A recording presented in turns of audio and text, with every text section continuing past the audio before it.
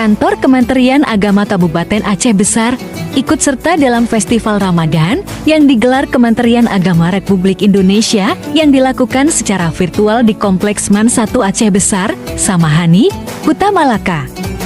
Festival Ramadan Kemenap ini secara serentak fokus pada kegiatan utama penyerahan lebih dari 1 juta paket sembako untuk fakir miskin, duafa, dan anak yatim.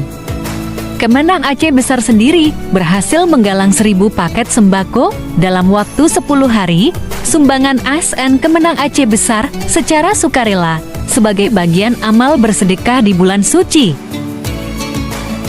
Kakan